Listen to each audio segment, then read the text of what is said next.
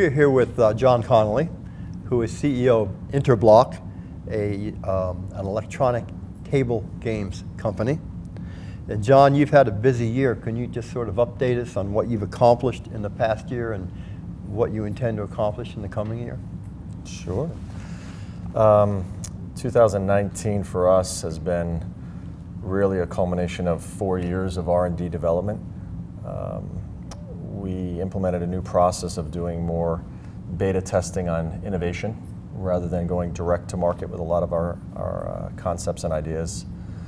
We've been facilitating them through this process over the past 36 to 48 months, and that's resulted into what we think is going to be our largest G2E event ever, with almost 3 times the products in our portfolio being released at this year's G2E. So a lot of our effort in 2019 has been focused on really scaling the ETG segment of the floor and how we can attract different types of players. I would say that's been one of the biggest catalysts. Right. We talk about this every year, but we'll ask again. Electronic table games is a growing part of the business, of the industry. How do you see it playing out, continuing to grow, and how big do you think electronic table games can be over time? You know, we're continue to see double-digit growth, not only in our own company, but in the sector itself, from Europe to Asia to Latin America and North America. I think there has been definitely finally a paradigm shift in the understanding of ETGs and what they can bring to a casino floor. Their ability to reduce operating expenses, automate traditional live table games, and bringing this different demographic, and quite frankly existing demographics that have always been intimidated to play live table games. Interestingly enough, there's a large percentage of slot players that have always been curious about trying live table games and never really had the environment to do so. So, all those aspects put together, the segment itself seems to be continuing to grow.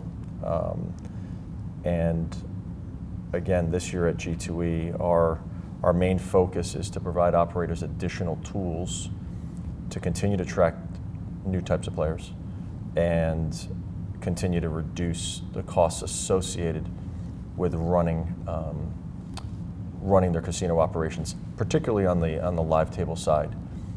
The other catalyst that we've experienced, and we talk about this more and more lately, when you think about the billions of dollars that casinos spend to build hotels, restaurants, nightclubs, shopping, shows, and literally millions of people a year entering casinos for those reasons, walking by the casino floor and not stepping onto it. And what we begin to discuss is a bridge. How do we bridge the amenities inside casinos and bring those patrons onto casino floors as they walk by?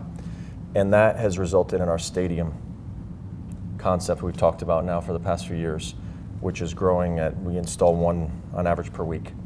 And we think the reason for that is, if I go out with my wife to dinner or to a show, and you want to go onto the casino floor, slots by definition are very solitary in nature.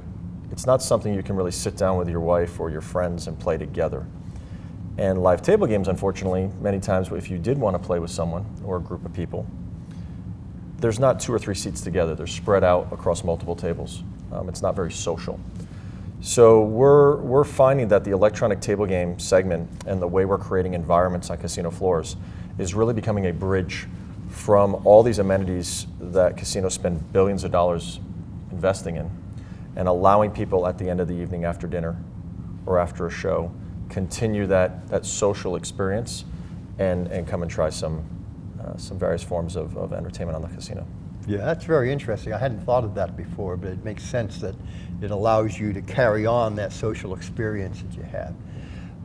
Electronic table games, by definition, are technological devices, and technology changes at an ever-accelerating pace.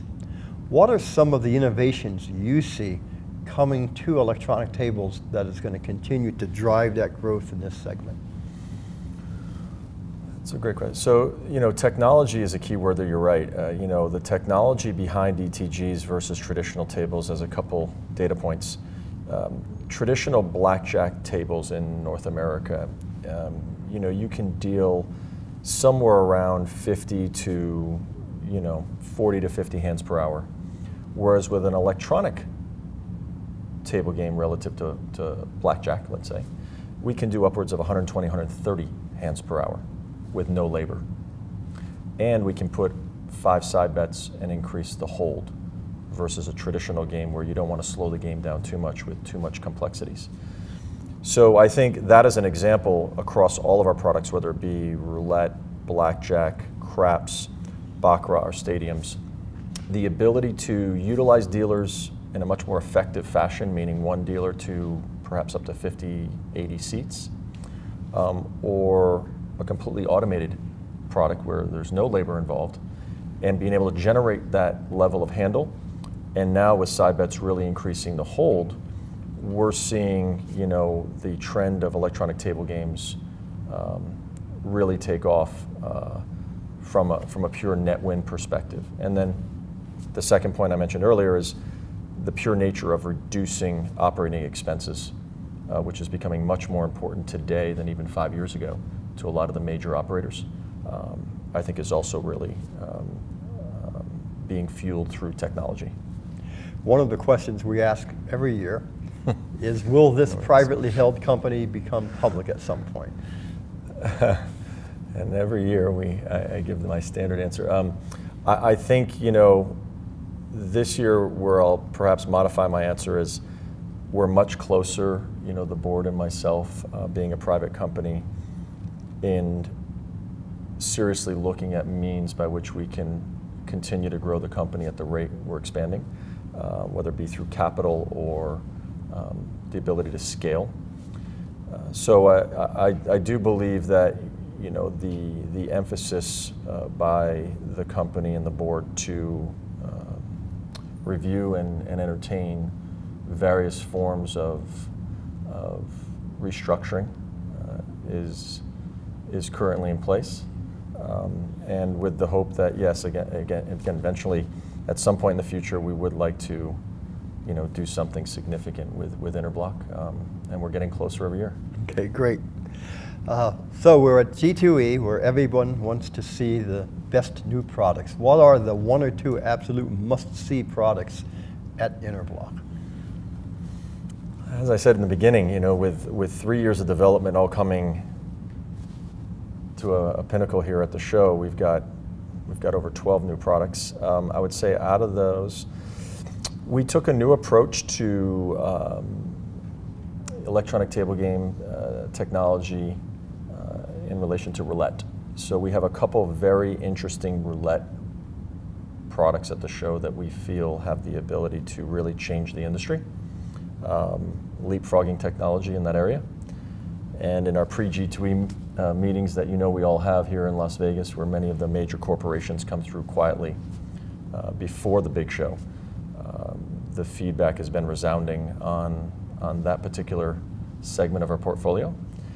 The other area we call the universal cabinet, which is an area we've slowly been introducing the past couple of years, and now we're releasing, and have had it on beta doing extremely well. And that's a single seat concept where an individual is able to play on their own a craps game, or a blackjack game, baccarat game, where they're really able to learn, experiment, without even at a perhaps a 6 or 8 seat device we've had historically.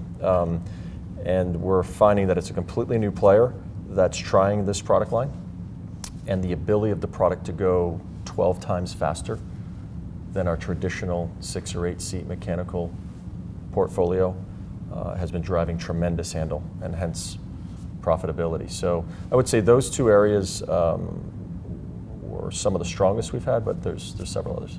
The single seat is sort of the ultimate comfort zone for that slot player. Yes. Yeah. John, it was a great overview. Thanks very much. Thanks, Ray. Thank you.